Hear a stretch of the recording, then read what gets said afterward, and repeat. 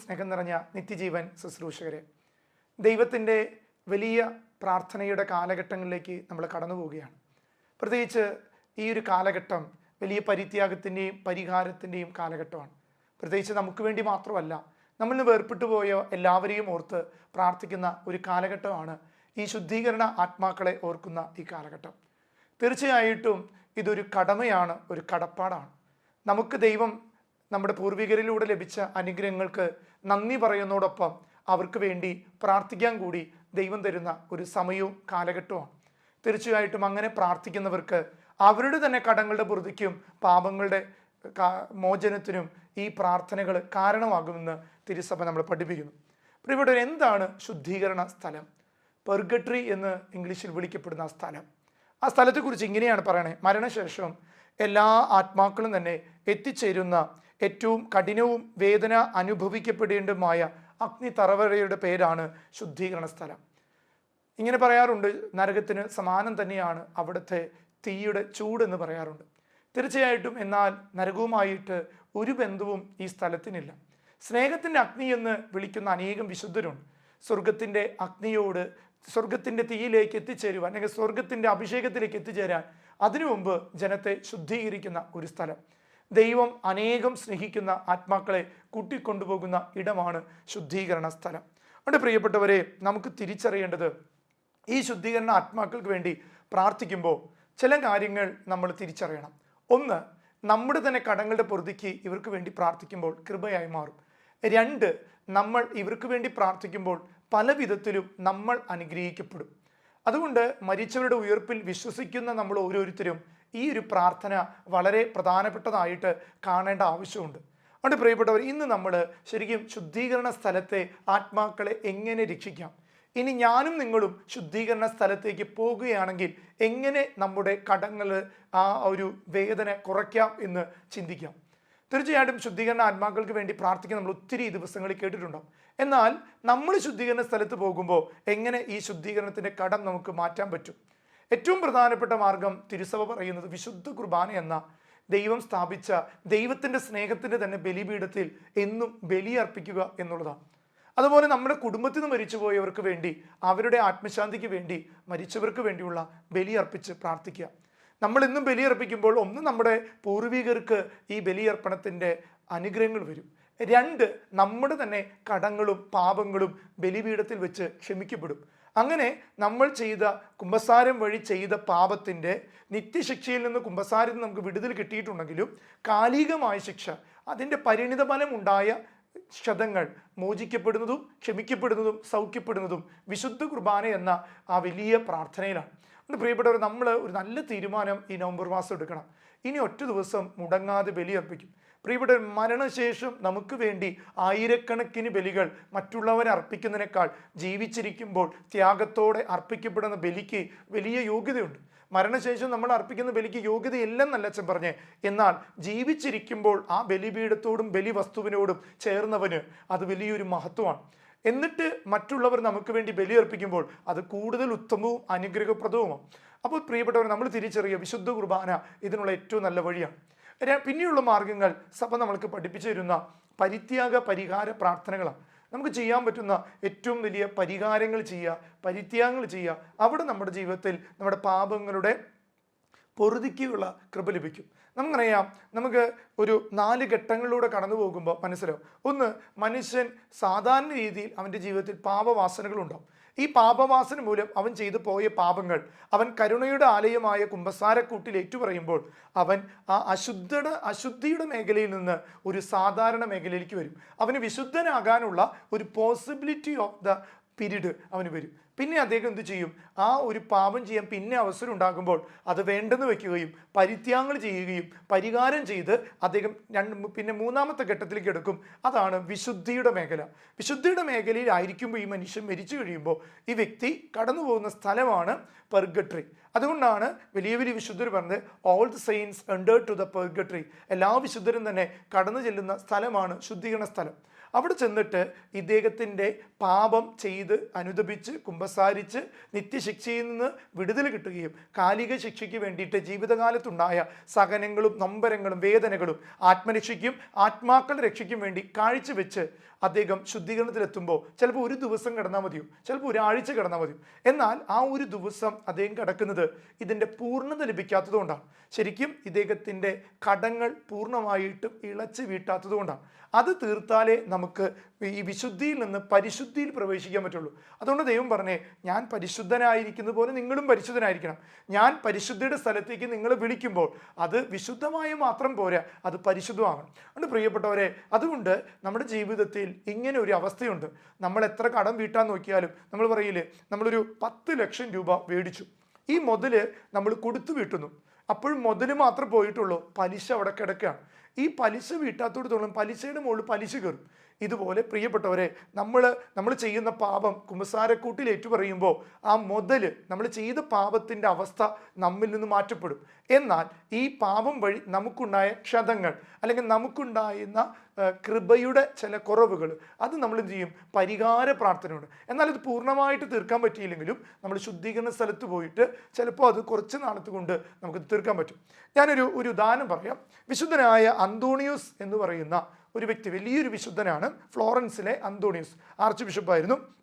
അപ്പോൾ അദ്ദേഹം ഒരു ദിവസം ഇങ്ങനെ ചാപ്പലിൽ ഇരുന്ന് പ്രാർത്ഥിക്കുന്ന സമയത്ത് അദ്ദേഹത്തിൻ്റെ ഒരു സുഹൃത്ത്, കാരണം സഭയെ ഒത്തിരി സ്നേഹിക്കുന്ന ഒരു സുഹൃത്ത് മരിച്ചു പോയതാണ്. ഇദ്ദേഹം ഇങ്ങനെ പ്രത്യേക ഒരു ദർശനത്തിൽ വരികയാണ്. അപ്പോൾ ഈ അന്തോണിയോസ് ചോദിക്കുന്നുണ്ട്, എന്തുകൊണ്ടാണ് അങ്ങ് ഇങ്ങനെ കരിഞ്ഞ ഡ്രസ്സൊക്കെ ആയിട്ട് വന്നത്? അപ്പോൾ അദ്ദേഹം പറഞ്ഞു, ഞാനിങ്ങനെ ശുദ്ധീകരണത്തിലാണ് കിടക്കണത്.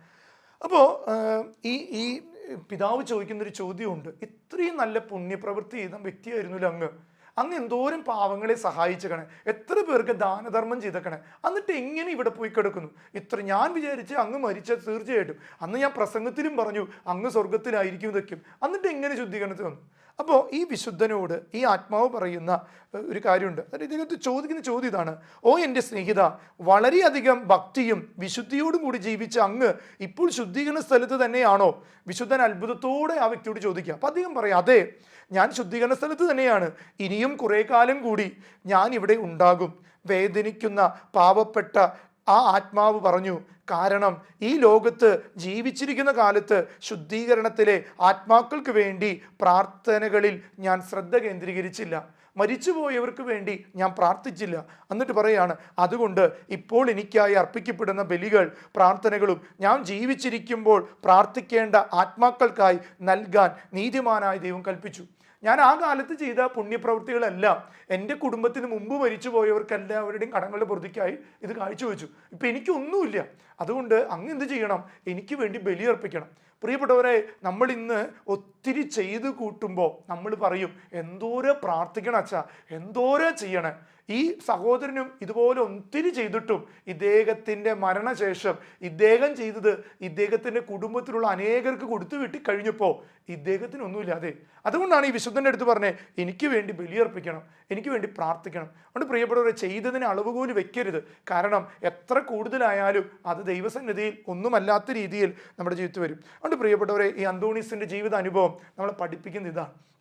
അതുകൊണ്ട് നമുക്ക് ഈ ശുദ്ധീകരണ സ്ഥലത്തിലെ ആത്മാക്കൾ എത്ര കാലം ഈ ശുദ്ധീകരണ സ്ഥലത്ത് കഴിയണം എന്നൊരു ചിന്ത വന്നാൽ അതിനെക്കുറിച്ച് ഇങ്ങനെയാണ് പറയുന്നത്, അവരുടെ തെറ്റുകളുടെ എണ്ണം പോലെ ഇരിക്കും, ഈ എണ്ണങ്ങൾക്ക് അവർ ചെയ്ത പരിഹാരം പോലെ ഇരിക്കും ശുദ്ധീകരണ സ്ഥലത്ത് കിടക്കുന്നത്.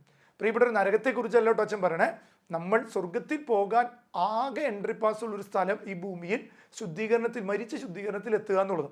അപ്പം ഞാൻ നേരത്തെ പറഞ്ഞു, എല്ലാ വിശുദ്ധരും തന്നെ ശുദ്ധീകരണത്തിൽ കയറണമെങ്കിൽ നമുക്ക് അറ്റ്ലീസ്റ്റ് ഒരു വിശുദ്ധ ജീവിതമെങ്കിലും ഉണ്ടാകണം. അപ്പം ഒന്നാമത് പറയുക, അവരുടെ തെറ്റുകളുടെ എണ്ണമാണ്, ആ തെറ്റിന് ചെയ്ത എണ്ണത്തിനുള്ള പരിഹാരം. ഇപ്പോൾ ഞാനൊരു തെറ്റ് ചെയ്തു, അതിന് പരിഹാരം ചെയ്ത് തീർക്കണം. അതിനു മുമ്പ് അതേ പാവം പിന്നെയും ആവർത്തിച്ച, ഓൾറെഡി ഒരെണ്ണത്തിൻ്റെ പലിശ കൊടുത്ത് വീട്ടാനുണ്ട്, അതിനു മുമ്പ് പിന്നെയും ഞാൻ ഒരു തെറ്റ് ചെയ്തു, അതിൻ്റെ പലിശ കൂടി വരും. അപ്പോൾ ഇരട്ടിയെ പിന്നെയും ഞാൻ ചെയ്ത് കഴിഞ്ഞാൽ അപ്പോൾ ഇതിങ്ങനെ കൊടുത്ത് വീട്ടാൻ പറ്റാത്തോടൊന്നും ചെയ്യും. അതുകൊണ്ട് ഞാൻ പലരും ഈ വിശുദ്ധരുടെ ജീവിതമൊക്കെ നമ്മളെ പഠിപ്പിക്കുന്നത്, തെറ്റ് ചെയ്യാൻ അവസരം ഉണ്ടായിട്ടും അവർ വേണ്ടെന്ന് വെക്കുന്നത് ചെയ്ത തെറ്റിൻ്റെ പരിഹാരം ചെയ്തു തീർക്കാൻ പറ്റാത്തതുകൊണ്ടാണ്.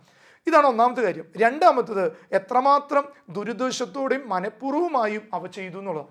ദുരുദ്ദേശം നമ്മൾ അറിയാതെ ചെയ്തു പോകുന്നത് നമുക്കറിയാം, അതിന് നമുക്ക് ഉള്ള ശുദ്ധീകരണം കുറവായിരിക്കും. എന്നാൽ അറിഞ്ഞു ചെയ്യുന്ന പാപങ്ങൾ, അത് ദുരുദ്ദേശത്തോടു കൂടി, എനിക്കറിയാം ഞാനത് വേണ്ടെന്ന് വെക്കാൻ തന്നെയാണ്. അതുപോലെ മനഃപൂർവ്വം ചെയ്യുന്നത്, പൂർണ്ണ അറിവും സമ്മതത്തോടും ചെയ്തു, ഇത് ശുദ്ധീകരണത്തിൻ്റെ നാൾ കുറച്ച് കൂട്ടും. മൂന്നാമത്തത്, ജീവിതകാലത്ത് ചെയ്ത പാപത്തിന് ചെയ്ത പരിഹാരത്തിൻ്റെ അഥവാ അത് ചെയ്ത തോതനുസരിച്ച് നമുക്ക് എത്രമാത്രം, ഇപ്പോൾ എനിക്കൊരു ക്യാൻസർ വന്നു വിചാരിക്കും, ഈ രോഗം ഞാൻ ഇതിനു വേണ്ടി പരിഹാരമായിട്ട് കാഴ്ചവെക്കുക, എനിക്കൊരു തണ്ടൽ വേദന, ഞാൻ ഇതിനു വേണ്ടി കാഴ്ചവെക്കുക. അപ്പോൾ പ്രിയപ്പെട്ടവരെ, ചിലപ്പോൾ നമുക്ക് എളുപ്പമാണ് ഈ സഹനങ്ങൾ. ഇന്ന് ലോകത്ത് എല്ലാ മനുഷ്യരും പറയുന്നത് സഹനം വേണ്ട, സഹനം വേണ്ട. പ്രിയപ്പെട്ടവരെ, സഹനമാണ് പരിഹാരം. ഈശോ നമ്മുടെ പാപത്തിന് ചെയ്ത പരിഹാരം, ഈശോ കുരിശെടുത്ത് പീഡ സഹിച്ച് മരിച്ച് ജീവിതം ബലി കഴിച്ചു എന്നുള്ളതാണ്. അതുകൊണ്ട് നമ്മുടെ ജീവിതത്തിലും നമുക്കുണ്ടാകുന്ന ഓരോ സഹനങ്ങൾ ഈ ലോകത്ത് നശിച്ചുകൊണ്ടിരിക്കുന്ന ആത്മാക്കൾക്ക് വേണ്ടി കാഴ്ചവെക്കാം. ഒരിക്കൽ ഞാനൊരു കൊച്ചു പെൺകുട്ടിയെ കാണാനിട വന്നു. അപ്പോൾ ഈ കുട്ടി ഇങ്ങനെ ഈ അൽഫോൻസമ്മയുടെ എന്തോ ഒരു സീരിയലോ എന്തോ കണ്ടിട്ട് ഈ കൊച്ചിന് ഭയങ്കര ത്യാഗപ്രവൃത്തിയാണ്. അപ്പോൾ ഈ കൊച്ചിനോട് ചോദിച്ചു, മോളെ, അപ്പോൾ അവളുടെ അമ്മ പറയുകയാണ്, അച്ഛാ ഇവള് തലോണ വെക്കില്ല, മറിച്ച് കരിങ്കല് വെച്ചിട്ടാണ് തലോണ കവർ കരിങ്കലിൻ്റെ ഉള്ളിൽ വെച്ചിട്ട് കരിങ്കല് വെച്ച് കിടന്നുറങ്ങും. അപ്പോൾ മോൾക്ക് ഇങ്ങനെ ഉറങ്ങാൻ പറ്റണം, കുഞ്ഞു കൊച്ചാ. അപ്പോൾ അവൾ പറയാം, അച്ഛാ അൽഫോൻസമ്മയ്ക്കും ജീവിതത്തിൽ ഇതുപോലെ ത്യാഗം ചെയ്ത ആത്മാക്കളുടെ രക്ഷയ്ക്ക് വേണ്ടി കാഴ്ചവെച്ചിട്ടുണ്ട്. അപ്പം ഞാനും അതുപോലെ എൻ്റെ ഈ കൊച്ചു പ്രായത്തിൽ എനിക്ക് പറ്റാവുന്ന രീതിയിൽ ഞാൻ പരിഹാരം ചെയ്തു. പ്രിയപ്പെട്ടവരെ, നമുക്ക് ചിന്തിക്കുമ്പോൾ നമ്മൾ വിചാരിക്കും എന്താ വല്ല മട്ടാണോ ചിന്തിക്കും. എന്നാൽ പ്രിയപ്പെട്ടവരെ, ഇതിലേക്കൊരു ആത്മീയതയുണ്ട്. സകല വിശുദ്ധരുടെയും ജീവിത ചരിത്രങ്ങൾ നമ്മൾ വായിക്കുമ്പോൾ അവരൊക്കെയും വേണ്ടെന്ന് വെച്ചത് വലിയ കാര്യങ്ങളൊന്നുമല്ല, ചെറിയ കാര്യങ്ങളിലൂടെ കൊച്ചു ത്രേസ്യ പുണ്യവതി ജീവിതത്തിലുണ്ടാകുന്ന കൊച്ചു കൊച്ചു സഹനങ്ങളെയാണ് സ്നേഹത്തോടു കൂടി ദൈവത്തിന് സമർപ്പിച്ച് ആത്മാക്കളെ രക്ഷിച്ചത്. നാലാമത്തെ കാര്യം ഇതാണ്, അവർക്കായി മരണശേഷം അർപ്പിക്കപ്പെടുന്ന പ്രാർത്ഥനയുടെ അളവ്. പ്രിയപ്പെട്ടവർ, നമ്മൾ ഈ കാലഘട്ടത്തിൽ നമ്മുടെ കുടുംബത്തിൽ നിന്ന് മരിച്ചുപോയവർക്ക് വേണ്ടി ശക്തമായിട്ട് പ്രാർത്ഥിക്കണം, ബലിയർപ്പിക്കണം. നമ്മുടെ അപ്പന് വേണ്ടി, അമ്മയ്ക്ക് വേണ്ടി, സഹോദരങ്ങൾക്ക് വേണ്ടി, ബന്ധുമിത്രാദികളുണ്ട്, അപകടത്തിൽ മരിച്ചുപോയവരുണ്ട്, പിന്നെ കൊറോണ വന്ന് മരിച്ചവരുണ്ട്. ഇവർക്കൊക്കെ വേണ്ടി പ്രിയപ്പെട്ടവർ എന്നും ഓർക്കണം. ഈ പാതിരിപ്പിയുടെ ജീവിതത്തിലുണ്ടായ ഒരു സംഭവം ഓർത്തു പോവുകയാണ്. പാതിരിപ്പിയുടെ ഒരു ജീവിതത്തിൽ ഒരു ദിവസം വിശുദ്ധ കുർബാന മണിക്കൂറുകളോട് എടുത്ത് ഇങ്ങനെ കരഞ്ഞ് പ്രാർത്ഥിക്കും. ആൾ ബലിയിൽ ഏറ്റവും കൂടുതൽ ഓർക്കുന്നത് നശിച്ചുകൊണ്ടിരിക്കുന്ന ആത്മാക്കളെയും അതുപോലെ മരിച്ചുപോയ ആത്മാക്കളെയും. ആളുടെ എല്ലാ ബലിയിലുള്ള ഒരു പ്രത്യേക സമയമാണ്. കുറേ നേരം ഈ വിശുദ്ധ കുർബാനയിൽ അവരെ സമർപ്പിച്ച് പ്രാർത്ഥിക്കും. അങ്ങനെ ഒരു ദിവസം കുർബാന കഴിഞ്ഞ് അതിങ്ങനെ ഇരിക്കുന്ന സമയത്ത് ഒരു അപ്പച്ചൻ, ഒരു മരിച്ചുപോയ അപ്പച്ചൻ്റെ ആത്മാവ് അദ്ദേഹത്തിൻ്റെ അടുത്ത് വരാണ്. പാതിരിപ്പിയുടെ അടുത്ത് വന്നിട്ട് പറഞ്ഞു, പാതിരിപ്പിയെ നന്ദിയുണ്ട്, ഇന്ന് ബലിയർപ്പിച്ച സമയത്ത് എൻ്റെ ആത്മാവ്, എൻ്റെ പരിഹാരം ഇന്നത്തെ ബലിയിൽ എനിക്ക് പൂർത്തീകരിച്ചു, ഞാൻ സ്വർഗത്തിൽ പോവാം. അപ്പോൾ എന്നിട്ട് പാതിരിപ്പിയോട് പറഞ്ഞിട്ട് പറഞ്ഞു, എൻ്റെ മകൻ അങ്ങയുടെ സഭയിലെ ഒരു വൈദികനാണെന്ന് പറഞ്ഞു. അപ്പോൾ പാതിരിപ്പിയോ ചോദിച്ചു, ആരാ? അപ്പോൾ ആ പാതിരിപ്പിയോ ഈ വൈദികൻ്റെ പേര് പറഞ്ഞു കൊടുത്തു. എന്നിട്ട് പറഞ്ഞു, എൻ്റെ മകനോട് പറയണം അപ്പൻ സ്വർഗത്തിൽ പോയി എന്ന് പറയണമെന്ന് പറഞ്ഞു. അപ്പോൾ അച്ഛൻ ഇങ്ങനെ കേട്ടു. അത് കഴിഞ്ഞ് പിന്നെ അന്ന് ഭക്ഷണം കഴിക്കുന്ന സമയത്ത് ഈ വൈദികരെ അന്വേഷിച്ച് ഈ വൈദികനെ കോൺടാക്ട് ചെയ്തു. അങ്ങനെ ഈ വൈദികനോട് പറഞ്ഞു, ഇന്ന് ഞാൻ കുർബാന അർപ്പിക്കുന്ന സമയത്ത്, കുർബാന കഴിഞ്ഞ് ഇങ്ങനെ ഇരിക്കുന്ന സമയത്ത് അങ്ങയുടെ അപ്പച്ചൻ എൻ്റെ അടുത്ത് വന്നിരുന്നു, ഇങ്ങനെയാണോ അപ്പച്ചൻ്റെ രൂപം എന്നൊക്കെ ചോദിച്ചപ്പോൾ അച്ഛൻ പറഞ്ഞു, അതെ എൻ്റെ അപ്പച്ചൻ്റെ രൂപം തന്നെയാണ്. ഇന്ന് അപ്പച്ചൻ ഇങ്ങനെ കുർബാന സമയത്ത് നന്ദി പറയാൻ വന്നിരുന്നു, മോനോട് പറയാൻ പറഞ്ഞു, അപ്പൻ ഇപ്പോൾ സ്വർഗത്തിൽ പോയി. ഇത് പറഞ്ഞ വശം ഈ അച്ഛൻ പെട്ടെന്ന് വാവിട്ട് കരയാണ്. അച്ഛൻ കരയണുണ്ട്. ഇപ്പോൾ പാതിരിപ്പി ചോദിച്ചു, എന്തിനാ അച്ഛൻ കരയണേ? അപ്പച്ചൻ്റെ മരണം അച്ഛന് അത് ഉൾക്കൊള്ളാൻ പറ്റില്ല. അപ്പോൾ അച്ഛൻ പറഞ്ഞു, അതല്ല അച്ഛാ, ഞാൻ കരയാൻ കാരണം എന്ന് പറയാ, ഞാൻ ആദ്യകാലങ്ങളിലേക്കും അപ്പം മരിച്ചപ്പോൾ എന്നും കുർബാനയിലായിരുന്നു. കുറേ നാൾ കഴിഞ്ഞപ്പോൾ ഞാനത് നിർത്തി, സ്വർഗത്തിൽ പോയിണ്ടാവുന്ന ഒരു ചിന്ത എനിക്കുണ്ടായി. 25 വർഷം കഴിഞ്ഞ് എൻ്റെ അപ്പം മരിച്ചിട്ട് ഇന്നാണ് എൻ്റെ അപ്പൻ സ്വർഗത്തിൽ പോയി എന്ന് കേട്ടപ്പോൾ എനിക്ക് ഉള്ളിൽ പെട്ടെന്ന് സങ്കടം വന്നു. എൻ്റെ അപ്പനെ പോലും എനിക്ക് സ്വർഗത്തിലേക്ക് ഒരു പുരോഹിത നിലയ്ക്ക് എനിക്ക് കടത്തി വിടാൻ പറ്റിയില്ലല്ലോ എന്നൊരു ചിന്ത. പ്രിയപ്പെട്ടവരെ, നമ്മളെല്ലാം മരിച്ചവരെ ഓർത്ത് ആ ദിവസങ്ങളിലേക്കും ഭയങ്കര കരച്ചിലാണ്. എന്നാൽ പിന്നീട് നമ്മുടെ സാഹചര്യങ്ങളും ഉത്സവങ്ങളും ആഘോഷങ്ങളും അതുപോലെ എല്ലാം കഴിഞ്ഞ് വരുമ്പോൾ നമ്മൾ ഓർക്കാതെ പോകുന്നൊരു ദിവസമുണ്ട്. അവരെ പിന്നെ ഓർക്കുന്നത് ഏതൊക്കെയെന്നറിയോ? ഒന്ന് നവംബർ മാസത്തിൽ അവിടെ പോയി തിരി കത്തിച്ച് ഫോട്ടോ എടുത്ത് സ്റ്റാറ്റസ് ഇട്ട് അവരെ ഓർക്കും. പിന്നെ ആ ദിവസങ്ങളെല്ലാം കുർബാനിക്കും. പിന്നെ നമ്മൾ പെരുന്നാൾ ദിവസങ്ങളിൽ പെരുന്നാൾ കഴിഞ്ഞ് പിറ്റേ ദിവസം മരിച്ചവരുടെ ദിവസമുണ്ട്, അന്നും നമ്മൾ ഓർക്കും. അല്ലെങ്കിൽ അങ്ങനെ മരിച്ച ദിവസം, അല്ലെങ്കിൽ ബന്ധുക്കൾ വരുന്ന ദിവസം, അല്ലെങ്കിൽ ഒരു 41 നടത്താൻ, ഇതെല്ലാം ഓർക്കുമ്പോഴും എന്നും ഓർക്കണമെന്നുള്ളതാണ് ഈ പാതിരിപ്പിയുടെ ജീവിതത്തിലെ അനുഭവം നമ്മൾ പഠിപ്പിക്കുന്നത്. അവിടെ പ്രിയപ്പെട്ട ഈ 4 കാര്യങ്ങൾ പ്രത്യേകം ശ്രദ്ധിക്കുക. എങ്ങനെ ശുദ്ധീകരണാത്മാക്കളുടെ ഇത് കുറയ്ക്കാൻ പറ്റും? ഒന്ന്, അവരുടെ തെറ്റുകളുടെ എണ്ണം. അപ്പോൾ നമ്മുടെയും ജീവിതത്തിൽ തെറ്റുകളുടെ എണ്ണമാണ് നമ്മൾ എത്ര നാൾ ഇതിവിടെ കെടുക്കുന്നുള്ളത്. അടുത്തത്, എത്രമാത്രം ദുരിതോഷത്തോടെ മനഃപൂർവ്വം ചെയ്ത തെറ്റാണെങ്കിൽ. അടുത്തത്, ജീവിതകാലത്ത് ചെയ്ത പാപങ്ങൾക്ക് പരിഹാരാവസ്ഥകൾ നമ്മൾ കടന്നുപോയിട്ടുണ്ടോ. 4, അവർ മരണശേഷം അവർക്ക് സമർപ്പിക്കപ്പെട്ട പ്രാർത്ഥന. അതുകൊണ്ട് പ്രിയപ്പെട്ടവർ, നമുക്കിത് നമ്മുടെ ജീവിതത്തിൽ വളരെ പ്രധാനപ്പെട്ട ഒരു കാര്യമായിട്ട് കാണണം. പ്രിയപ്പെട്ടവരെ, ലൂക്കായുടെ സുവിശേഷത്തിൽ 12-ാം അധ്യായത്തിൽ 47-48 വചനം പറയാണ്, യജമാനൻ്റെ ഹിതം അറിഞ്ഞിട്ടും അതനുസരിച്ച് പ്രവർത്തിക്കുകയോ ഒരുങ്ങുകയോ ചെയ്യാത്ത ഭൃത്യൻ കഠിനമായി പ്രഹരിക്കപ്പെടും. അതുകൊണ്ട് പ്രിയപ്പെട്ടവർ, ദൈവഹിതം നമ്മൾ നിറവേറ്റുന്നില്ലെങ്കിൽ നമുക്കൊരു പ്രഹര ജീവിതം പിന്നീട് ഉണ്ടാകാം. അതുകൊണ്ട് നമ്മൾ തിരിച്ചറിയണം. മത്തായി 12:36 പറയാം, മനുഷ്യൻ പറയുന്ന ഓരോ വ്യർത്ഥവാക്കിനും വിധി ദിവസത്തിൽ അവൻ കണക്ക് കൊടുക്കേണ്ടി വരും. അതുകൊണ്ട് പ്രിയപ്പെട്ട, നമുക്ക് കണക്ക് കൊടുക്കേണ്ടത് ദൈവസന്നിധിയിലാണ്, മനുഷ്യൻ്റെ മുന്നിലല്ല. അതുകൊണ്ട് പ്രിയപ്പെട്ടവർ, ഞാൻ ഇതിൽ ഏറ്റവും പ്രധാനപ്പെട്ട ഒരു കാര്യം ഇന്ന് നിങ്ങളുമായി പങ്കുവയ്ക്കാൻ ആഗ്രഹിക്കുക. അതാണ്, നമ്മുടെ ജീവിതത്തിൽ നമ്മൾ ഇതൊക്കെയും ചെയ്യുമ്പോഴും നമുക്ക് ഫ്രീ ആയിട്ട്, നമ്മൾ പറയില്ലേ, ചില ഫ്രീകൾ നമുക്ക് ഭയങ്കര ഉപകാരമാണ്. സഭ നമുക്ക് നമ്മുടെ ജീവിതത്തിലെ ഈ ശുദ്ധീകരണ സ്ഥലം കുറയ്ക്കാൻ സഭ നമുക്ക് നൽകിയിരിക്കുന്ന ഏറ്റവും വലിയ മാർഗവും ഏറ്റവും സിമ്പിൾ മാർഗവുമാണ് ദണ്ഡവിമോചന പ്രാർത്ഥന. അതിനെക്കുറിച്ചൊന്ന് നിങ്ങളുമായിട്ട് പങ്കുവെക്കണമെന്ന് ആഗ്രഹിക്കും. ദണ്ഡവിമോചനം എന്താണ്? ദണ്ഡവിമോചനം catechism of the Catholic Church 1417 ഖണ്ഡിക ഇങ്ങനെയാണ് പഠിപ്പിക്കുന്നത്: അപരാധ വിമുക്തമായ പാപങ്ങളുടെ കാലിക ശിക്ഷയിൽ നിന്ന് ദൈവ തിരുമുൻപാകെയുള്ള ഇളവു ചെയ്യലാണ് ദണ്ഡവിമോചനം.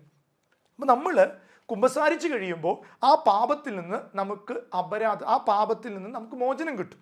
അങ്ങനെ ഇരിക്കുമ്പോൾ ആ പാപത്തിനൊരു കാലിക ശിക്ഷയുണ്ട്. ആ പാപം വരുത്തി വെച്ച ആ ഒരു ക്ഷതം, ഇപ്പോൾ നമ്മൾ പറയില്ലേ, ഞാൻ ഓടുന്ന സമയത്ത് ഞാനൊരു തെറ്റ് ചെയ്യുമ്പോൾ ഞാൻ കുഴിയെ വീണു, എൻ്റെ കാലൊടിഞ്ഞ് എൻ്റെ കാലിൻ്റെ ഇത് മാറുമ്പോഴും പ്ലാസ്റ്റർ ഇട്ട് പിന്നെ കാലിൽ ശ്രദ്ധിക്കണം. അപ്പോൾ ആ പ്ലാസ്റ്റർ ഇടുന്ന ടൈം, അല്ലെങ്കിൽ അതിനൊരു കൊടുക്കുന്നൊരു പ്രൊട്ടക്ഷൻ, ഇതാണ് കാലിക ശിക്ഷ. അതിൻ്റെ ക്ഷതത്തിൽ നിന്ന് കടന്നു വരാനുള്ളൊരവസ്ഥ, അല്ലെങ്കിൽ പിന്നെയും ആ പാപം ചെയ്യാനുള്ളൊരു വഴിയുണ്ട്. അതുകൊണ്ട് പറയുന്നത്, ദൈവത്തിന് മുൻപാകെ ഇളവ് സഭ തരുന്നൊരു ഗിഫ്റ്റാണിത്. സഭയുടെ ഒരു പ്രത്യേക ഒരു പദ്ധതിയിലൂടെ നമ്മൾ കടന്നു പോകുമ്പോൾ നമ്മൾ ചെയ്ത ശിക്ഷകൾ ഒറ്റയടിക്ക് എഴുതി തള്ളും. അപ്പോൾ ഞാനൊരു ഉദാഹരണം പറയാം. അത് പറയുമ്പോൾ, നമ്മൾ ബാങ്കിൽ നിന്ന് ഒരു 10 ലക്ഷം രൂപ എടുത്തു.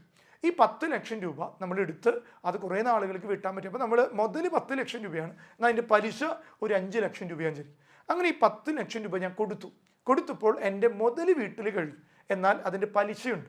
അപ്പോൾ പലിശ എനിക്ക് വീട്ടാൻ പറ്റാണ്ട് ഇങ്ങനെ ഞാൻ വിഷമിച്ചിരിക്കുക. അപ്പോൾ അതിൽ ബാങ്ക് മാനേജർ എൻ്റെ അടുത്ത് എന്ന് പറയുകയാണ്, കുഴപ്പമില്ല, അച്ഛൻ ഒരു അച്ഛനല്ലേ, അതുകൊണ്ട് ഈ 5 ലക്ഷം രൂപ ഈ ബാങ്കുകാർ എഴുതി തള്ളിയിരിക്കുന്നു. അച്ഛൻ ഒരു അച്ഛനല്ലേ, അച്ഛൻ ഇങ്ങനെയൊക്കെ ചെയ്യുന്ന ആളല്ലേ, അച്ഛന് കൃത്യമായിട്ട് ഇത് ചെയ്തതുകൊണ്ട് ഞാനിങ്ങനെ ഈ പലിശ എഴുതി തള്ളുന്നു. ഇത് സഭ എഴുതി തള്ളുന്നൊരു കാര്യമുണ്ട്. അത് സഭയ്ക്കേ പറ്റുള്ളൂ, ഒരു വ്യക്തിക്കും ഇൻഡിവിജ്വലി പറ്റില്ല. എന്നാൽ സഭ ഇത് തരുമ്പോൾ സഭ നിയതമായൊരു ഓർഡറും അതിനൊരു രൂപം കൊടുത്തിട്ടുണ്ട്. അതിലൂടെ ചെയ്താൽ മാത്രമേ ഇത് നമുക്ക് ലഭിക്കുള്ളൂ. ഇതാണ് കാറ്റഗിസം ഓഫ് ദി കാത്തലിക്സ് പറയുന്ന ദണ്ഡവിമോചനം. എന്നിട്ട് പറയാം, നിർദ്ദിഷ്ടമായ ചില വ്യവസ്ഥകൾ പാലിച്ചുകൊണ്ട് തക്ക മോചന ഭാവമുള്ള ക്രിസ്തീയ വിശ്വാസം അത് നേടിയെടുക്കാൻ പറ്റും. അപ്പോൾ ഒരു ക്രിസ്തീയ വിശ്വാസത്തിലുള്ള ആൾക്ക് തൻ്റെ ജീവിതത്തിൽ ചെയ്ത പാപത്തിൻ്റെ കുമ്പസാരം കഴിഞ്ഞിട്ടുണ്ടെങ്കിൽ ആ പാപത്തിൻ്റെ നിത്യശിക്ഷയിൽ നിന്ന് അല്ലെങ്കിൽ കാലിക ശിക്ഷയിൽ നിന്ന് നമുക്ക് വീണ്ടെടുക്കാൻ പറ്റും. അതുകൊണ്ട് പറയാണ്, ഈ വീണ്ടെടുപ്പിൻ്റെ ശുശ്രൂഷകൾ എന്ന നിലയിൽ ക്രിസ്തുവിൻ്റെയും വിശുദ്ധരുടെയും പരിഹാര മാർഗങ്ങൾ നിക്ഷേപത്തിൻ്റെ അധികാരത്തിൽ നിന്ന് വിതരണം ചെയ്തു. ഇത് സഭ ഒരു വലിയ ഇതിൽ നിക്ഷേപിച്ച് വെച്ചിരിക്കുക. ഇത് ചില സമയങ്ങളിൽ സഭ എടുത്ത് പുറത്തു വയ്ക്കും. പറയും, ഇത് ആരൊക്കെ എടുക്കുന്നോ അവർക്കൊക്കെ ഇത് കിട്ടും. സഭയിലൊരു വലിയ നിക്ഷേപ പെട്ടിയാണ് അത്. വിശുദ്ധരുടെ ജീവിതം വഴി, വിശുദ്ധ കുർബാന വഴി, സഭയുടെ പ്രബോധനങ്ങൾ വഴി, സഭാ അധികാരം വഴി, ശ്ലൈംഗിക അധികാരം വഴി സഭ എടുത്തു വെച്ചിരിക്കുന്ന ഈ നിക്ഷേപ പാത്രം ഇടയ്ക്ക് പുറത്തെടുത്തു വയ്ക്കും.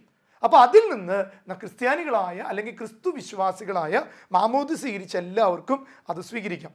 പ്രിയപ്പെട്ടവരെ, അതുകൊണ്ട് പാപം മൂലമുള്ള കാലിക ശിക്ഷയെ ഭാഗികമായോ പൂർണ്ണമായോ ഇളവ് ചെയ്യുന്നതാണ് ദണ്ഡവിമോചനം. അപ്പോൾ 2 തരം ദണ്ഡവിമോചനം ഉണ്ടെന്ന് സഭ പഠിപ്പിക്കുന്നു. ഒന്ന് ഭാഗിക ദണ്ഡവിമോചനം, 2 പൂർണ്ണ ദണ്ഡവിമോചനം. അതുകൊണ്ട് പ്രിയപ്പെട്ടവരെ, ഇത് രണ്ടും നമുക്ക് സ്വീകരിക്കാൻ പറ്റും.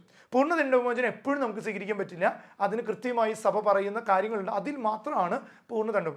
എന്നാൽ ഭാഗിക ദണ്ഡവിമോചനം എപ്പോൾ വേണമെങ്കിലും എത്ര പ്രാവശ്യം വേണമെങ്കിലും നമുക്ക് സ്വീകരിക്കാവുന്നതാണ്. പൂർണ്ണ ദണ്ഡവിമോചനം നമുക്ക് ഒരിക്കൽ മാത്രം സ്വീകരിക്കാം. അതുകൊണ്ട് പ്രിയപ്പെട്ടവരെ, വിശ്വാസിക്ക് തനിക്ക് വേണ്ടിയോ മരിച്ചവർക്ക് വേണ്ടിയോ ദണ്ഡവിമോചനം നേടാം. 2 കാര്യങ്ങൾ: ഒന്ന്, എനിക്ക് വേണ്ടി, എൻ്റെ കുടുംബത്തിന് വേണ്ടി എനിക്ക് നേടാം. 2, എൻ്റെ കുടുംബത്തിൽ നിന്ന് മരിച്ചു. ഇവർക്ക് 2 പേർക്കാണ് ഈ ദണ്ഡവിമോചനത്തിൻ്റെ കൃപ ലഭിക്കുന്നത്. എന്താണ് ദണ്ഡവിമോചന ആവശ്യകത എന്ന് പറയുന്നതിൽ പ്രധാനപ്പെട്ടത്? പരിശുദ്ധ മറിയം ഫാത്തിമയിൽ പ്രത്യക്ഷപ്പെട്ടപ്പോൾ ദണ്ഡവിമോചനം കൊടുത്തു. പിന്നെ കാതറിൻ പറയുന്നുണ്ട്, അതുപോലെ വിശുദ്ധ ജത്രൂദ് പറയുന്നുണ്ട്, ജമ്മ ഗലീന പറയുന്നുണ്ട്, വിശുദ്ധ ഫൗസ്റ്റീന എന്നീ വിശുദ്ധരെല്ലാം ഈ ദണ്ഡവിമോചനം പറയുന്നുണ്ട്. അതുകൊണ്ട് പ്രിയപ്പെട്ടവരെ, പരലോകത്തിലെ ഈയലോകത്തിലും വെച്ച് പരിഹരിക്കപ്പെടേണ്ട ശിക്ഷ ഇവിടെ വെച്ച് പരിഹരിക്കാനുള്ള ഏറ്റവും എളുപ്പമാർഗ്ഗമാണ് ദണ്ഡവിമോചനം.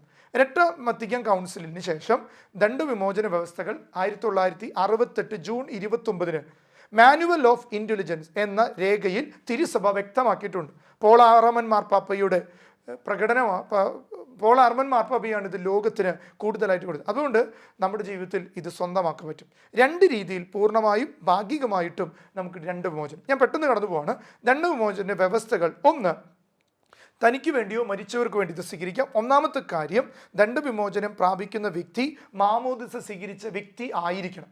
മാമോദിസ സ്വീകരിച്ച മാത്രമാണ് ദണ്ഡവിമോചനം. രണ്ട്, മാർപ്പാപ്പയുടെ നിയോഗാർത്ഥം നമ്മൾ എന്ത് ചെയ്യണം? ഒരു സ്വർഗ്ഗസ്നായ പിതാവും ഒരു നന്മ നിറഞ്ഞു പറയും ഒരു ത്രിത്വസ്തുതിയും ചെല്ലണം. അതുപോലെ തന്നെ ഇത് സ്വീകരിക്കണമെങ്കിൽ ആ വ്യക്തി നല്ല കുമ്പസാരം നടത്തിയിരിക്കണം.